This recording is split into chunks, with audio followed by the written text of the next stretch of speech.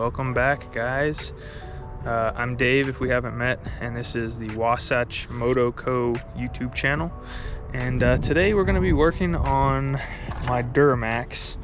This is a 07 LBZ Duramax.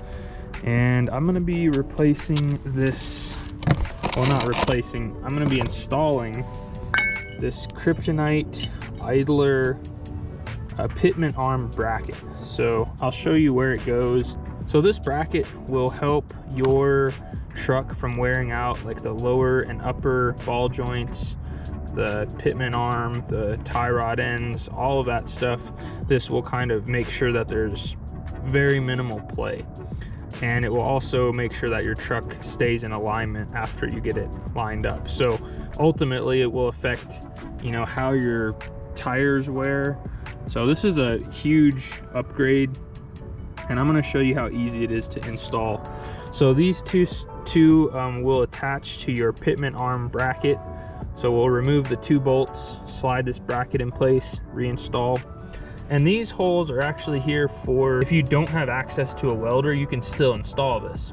But you have to drill 4 holes into your frame and add bolts to hold this bracket in place.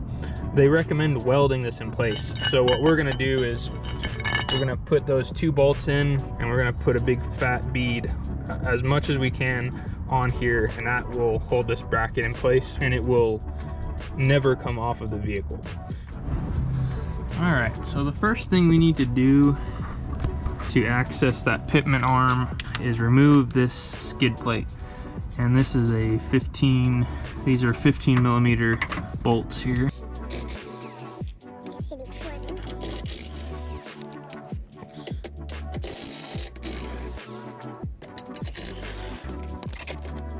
All right, so this is where our pitman arm bolts are going to be located.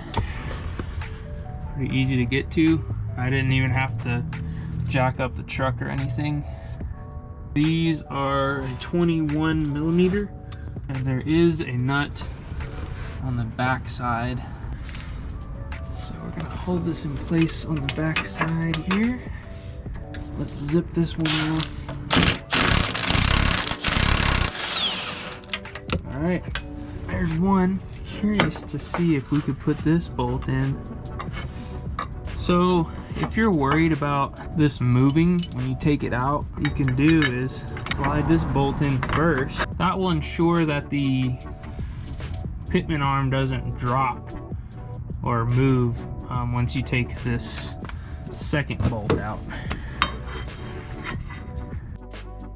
Before we put the nuts back on, what we want to do here at this stage is mark this with a Sharpie, so you know where we need to grind. I'm gonna put a bunch of weld in here, all 4 of these. So that's gonna tell us where we need to grind. So that's our marks there. And I wanted to show you guys a tip, and this applies if you're, whether you're doing metal fab or I use this a lot with my handyman business, grinding stuff. And these grinders come with a tool. I would always recommend pulling this out so you don't accidentally cut your fingers off. They come with a tool that grabs this, but you really don't need it. All you need to do is snug this up. You can just give it a good jolt by hand. And the thing, by design, it's rotating a certain way, and it's not rotating to where this thing will loosen by itself, and that's by design. So when you're going to tighten this, lock it in place, and then just give it a good pull like that. And when you want to remove it, just same process, just grab it and give it a good tug, and this will come loose.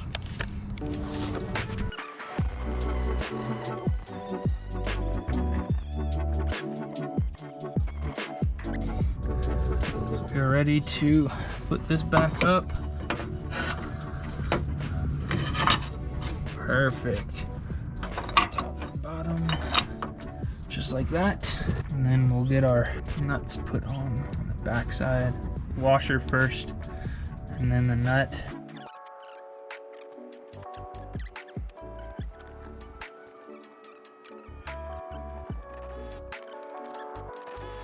So now all we have to do is put a fat bead all the way around here and in our 4 holes, and then we are set.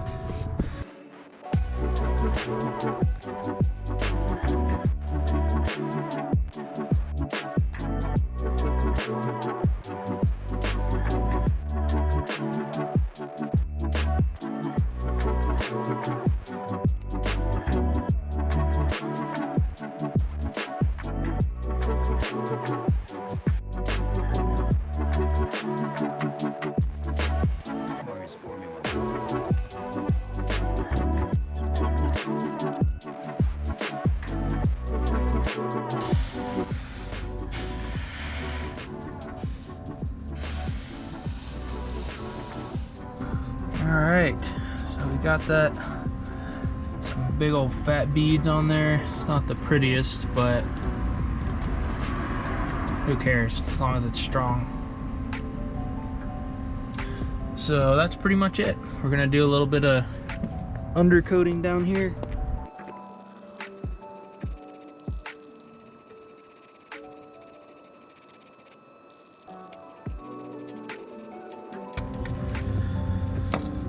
Well, that's it, folks. That's pretty much the finished product there. So the whole idea with this thing, I guess it's pretty common on the Duramax, is that bracket can bend over time, or maybe it's just, it's not a really thick steel. It's way thinner than this.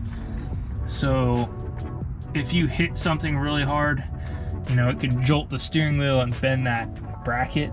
So this kind of prevents that from ever happening because it's just super beefy.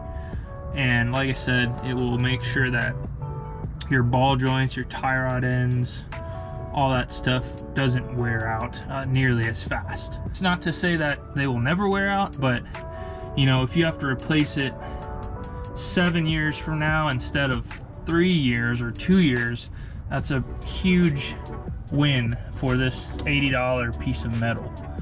So I think it's well worth it, and it's a super easy install. If you found this video helpful, and as always, remember to subscribe to the channel. Hope you guys have a great rest of the day, and we'll see you on the next one.